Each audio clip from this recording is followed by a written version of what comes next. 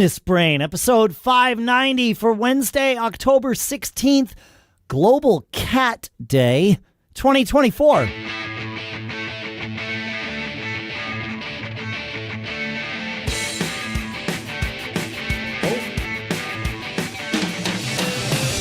Greetings, folks, and welcome to Business Brain, the show where we take a few topics, we mix them up, we dissect them, we analyze them, we use them to tune our business brains every single time we get together. This episode is sponsored by Shopify.com/businessbrain. That's where you get to go and sign up for your $1 per month trial. We'll talk more about that in a little bit, including how Shopify is helping me.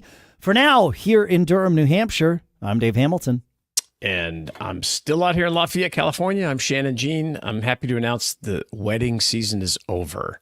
After for you. Yeah, for me. After my daughter got married a couple weeks ago out in New York, and then we had the West Coast wedding reception this weekend, and it was awesome, wonderful, magical, but also exhausting at the same time. Oh, yeah. As you can imagine. But weddings are crazy. I wind up, yeah. I played in a band for a long time. I played in a wedding band for a while, and they're exhausting for everyone involved. I think so. Like, it's, you know, a lot. Like, if I play a club gig, I'll get there 2 hours before we start playing, and that's just so I can, like, chill and have a beer and maybe a burger or something. With a wedding, if we play at 8, I usually have to be there by about 1 o'clock in the afternoon. Is that right? Well, because we need to be set up, sound checked, and out of that room before any, and then usually one of the, or more, maybe two of the band members play like the actual, like the wedding itself. They might play, you know, whatever, somebody's walking down the aisle.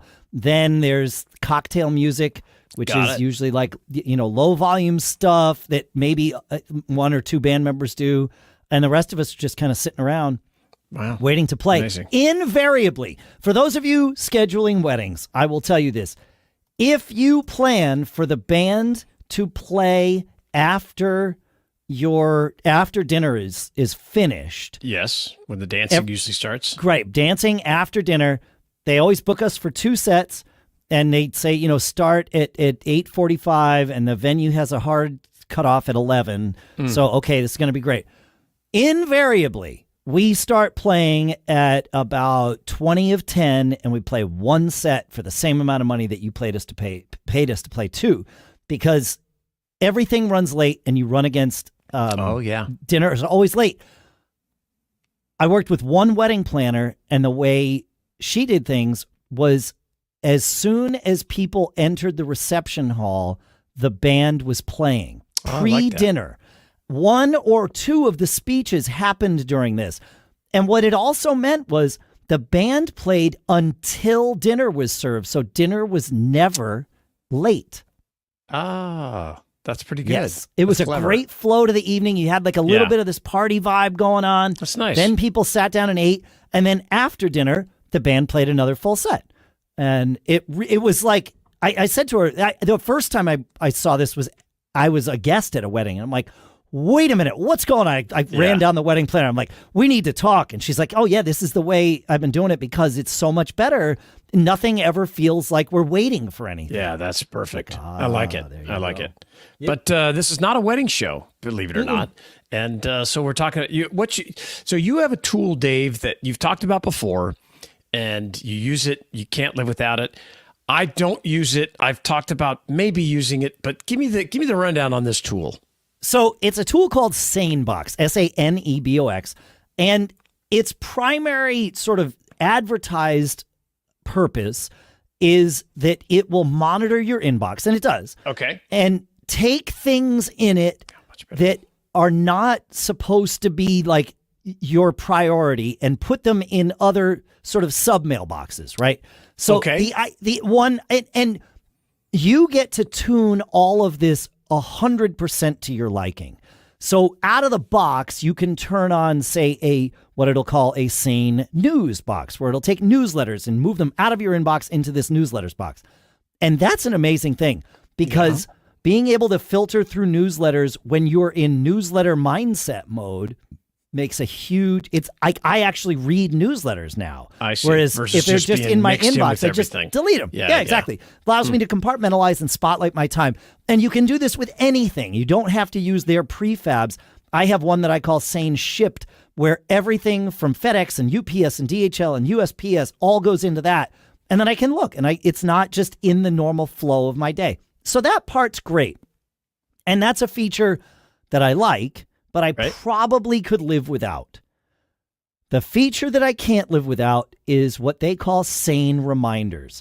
And what SaneReminders lets me do is when I'm sending an email to someone, like we have to reschedule someone on a interview that's coming up in a couple of weeks or 3 weeks or whatever.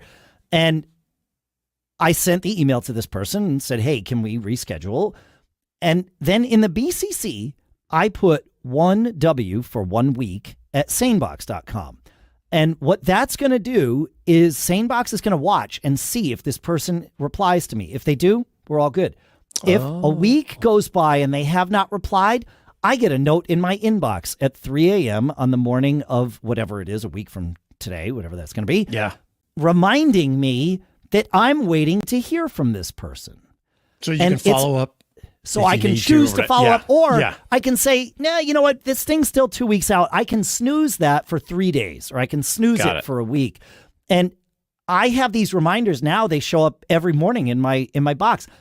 If you're in sales, which I think everybody is at some level, even if you think you're not, you probably still are, send out a proposal. Okay, great. Or, with the podcast, it's somebody's interested in something, like we're way down the path. They're like, I want these 3 dates. I say, great, I've held those dates for you. I send them that email, but I mark it with a 3-day reminder. And I can set the reminders, as I said with this other one, to monitor whether someone has replied. And if they have, the reminder expires. Or I could say like 3 days .keep. And then no matter how many responses, I still get it, because I want to know. I reserved those dates for you. I don't want to keep them held if you're not going to buy them. That kind of thing. And now am I right? They've sponsored this show before? Haven't they sponsored in the past? I think so. I think they've sponsored us in the past. It's been a while, but okay. Yeah, it's been a while. So does it work with any email? Yeah. Does it work with Gmail? It works with Apple, whatever you're doing? Okay. Yeah, it'll just log in as another client. Like you have to give them access to your inbox. So that's a huge caveat for some people, obviously. But for me, it's I trust them. I choose to trust them. Yeah, and what's the price? What's the annual cost? I think it's about a couple $100 a year. Is what it costs me. But, interesting. I mean, so my question is, I know that everyone who is in sales or running a business, which is sales, needs to have some way of reminding yourself to follow up. I use SaneBox to do it. Yeah. I'm curious, what do you use, Shannon? Folks out, and I want Shannon to answer, but I want to ask everyone, what do you use? Feedback@businessbrain.show. Yeah, I mean, I do snooze messages a lot, but I also I will, if I'm in email mode, I typically deal with it right then. But if I sent out an invite, what did I do? I'd put it on my calendar and I set an alert and I'd handle it that way. Got it. Yeah, I think I'd handle it that way. And I use my reminders, app all the time. Remind me to follow up with this person. Remind me to follow up with that person.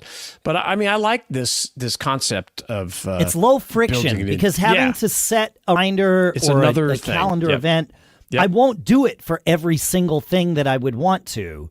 Yeah. Whereas with SaneReminders, it's like I'm right there in the email. I just add it to a BCC and I'm done. I like that. I think it's great. It's a good idea. I'm curious about it. I'll have to dig in a little deeper. And I'm curious how others solve this problem if you're not using SaneBox. So for sure. But I'll put a link to SaneBox in the show notes in case you heard this and you're like, oh my God, I have to use that. And So. Please do so. I want to do it. I'm going to take a look at it right now. All right. Well, I want to talk about our sponsor for today, which is Shopify. I use Shopify with one of my other businesses, Shannon. And, before we started using Shopify, we weren't effective at selling all the stuff that we sell. We were trying to do it piecemeal, and then we brought in Shopify, and it made life so much easier. I can sell to anyone, anywhere. They took all of the headache away, and I can't imagine doing what we do. We're selling merch mostly at this other business with Shopify, fans of the business and this sort of thing. And it makes it so easy. We can sell anywhere in the world to people, and it just works. We had tried some other things, and it's just not the same. You've used Shopify too, yeah, right? I love it. I love the fact that they build you one account that you can use across all kinds of multiple vendors, which saves me time when I'm buying and helps my customers buy more from me because they don't have to create a different account at every store that uses Shopify. It's huge. It's simple to set up. It's fast. And I love it as an alternative. I'm a huge Amazon customer. I buy a lot from them, but I've also been a seller, and I know that it's great to have an alternative for your business than just selling on one marketplace, whether it's eBay, Amazon, or whatever. So have your own Shopify store is great. I'm definitely going to have to cut that out. We cannot say the alternative, the competitors' names. Yeah. You never know. You got to give me those cues before we start. Yeah, I wasn't sure how far you were going to go. Yeah, normally Dave records these before we do the show. So now we're just going to do it again. Afterwards. We're gonna do the ad again right now. It's totally fine. Do it. Yep. Do it. What am I doing here? Why is this not working? There we go. Okay.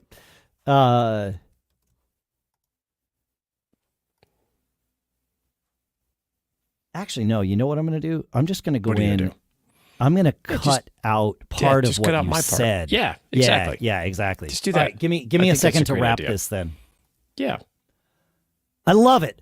Upgrade your business and get the same checkout that we use with Shopify. Sign up for your $1 per month trial period at shopify.com/businessbrain. And that's all lowercase. So go to shopify.com/businessbrain to upgrade your selling today. Shopify.com/businessbrain. And our thanks to Shopify for sponsoring this episode.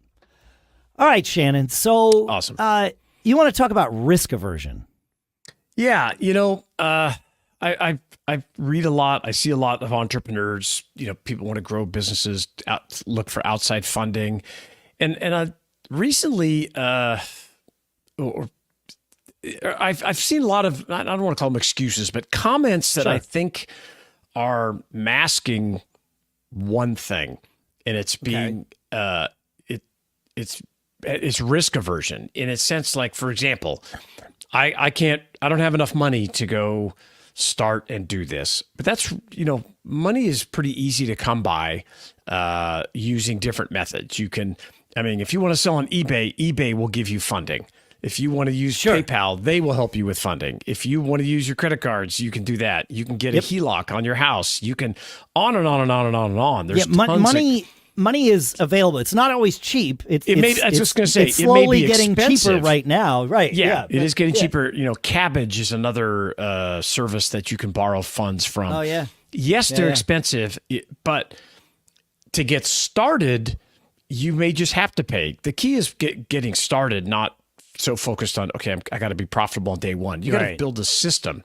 So I also hear I don't want to do that because I don't want to sign a personal guarantee.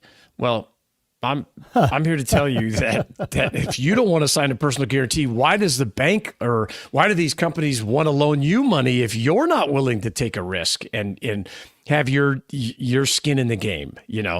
The personal guarantee is what I've used my whole life to get companies and banks to loan me money and finance deals.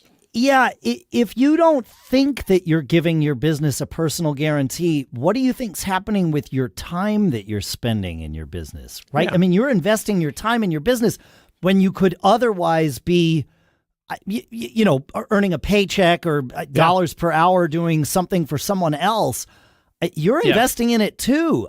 It's already happening. Yeah, and you could continue to take this down. It's like people that don't want to hire help, right? Or, Yeah, I can't afford to hire someone. Well, what's your time worth? Are you really think about that framework? Is it that you can't afford it, or is that you don't want to take the risk? You don't want to put the effort and get someone, whether it's a person, locally or globally that you're going to hire. All of it is, I think, based on your risk and what your risk profile is. And if you have an aversion to really taking risk, I think there's some steps to get over that. And much of it is just starting small and taking those small risks. And, it was a risk for me to want to do this show when we first started, because I was so nervous about talking.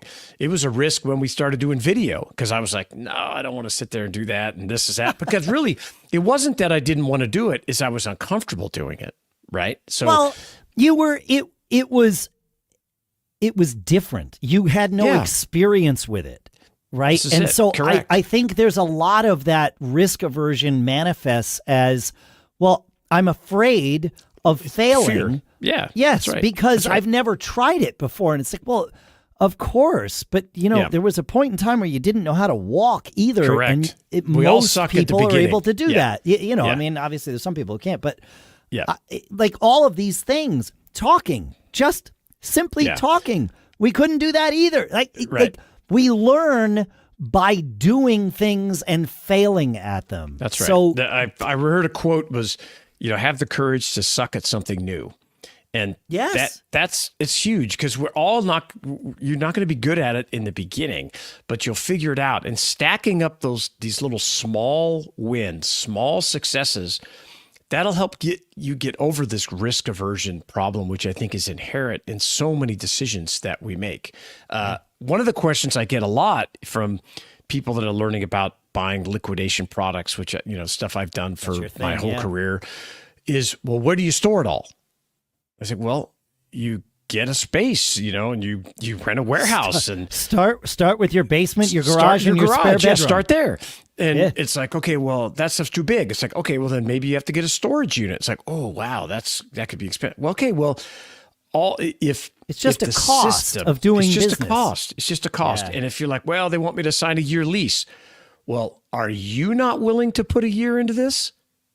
Ask yourself that. That is the real question, because everything takes a year. I'm sorry. Yes. Just the way it works.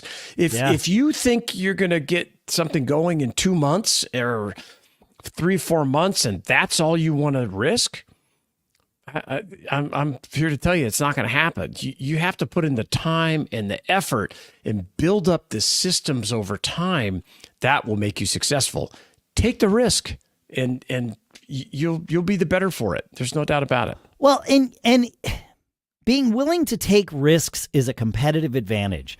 Think about this, right? In the example you just described, and this could be any business, but the person noticed in themselves, right, or you noticed in them, that, which is this fictitious example, although I'm sure there's real world examples of it, that they didn't want to sign this 1-year lease, right?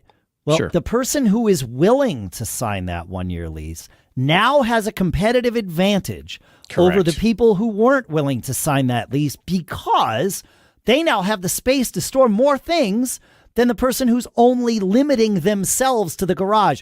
And this is one of those things, I say it all the time, mostly about myself, that the only person that stands in between me and more success is me. Absolutely. I do not worry about competition. In fact, I like sitting down and talking with my competition because I learn things from them and I get inspired. When I'm talking to somebody and they're like, oh, yeah, well, we're doing this and this and this. It's like, crap, I need to be doing this and this and this.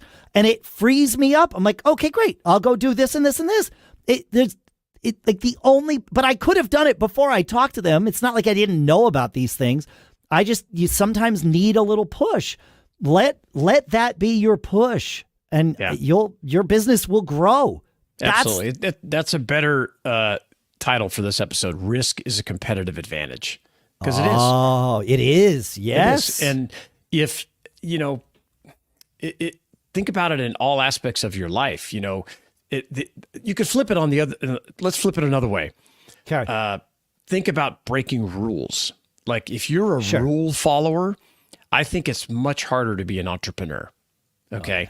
Because you're constantly going to be pushed to kind of break the quote rules.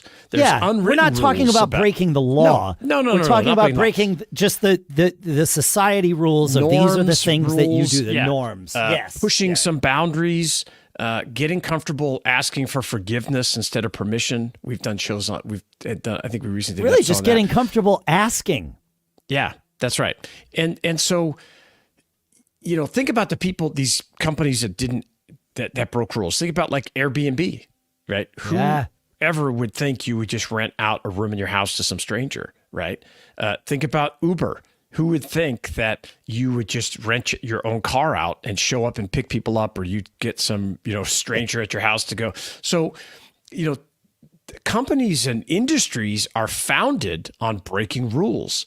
So think about, I think it's an opportunity. What rules can you break to create your business, and how is it different than what everyone else is doing? There's a great follow, and I'll have to dig the link up for the show notes on X that her name's Lessa, and she focuses on using GIFs to be successful, either on social media or is it GIFs? I don't know. Social media or in your in your marketing material, all this stuff, just to stand out and be different. So what rules can you break?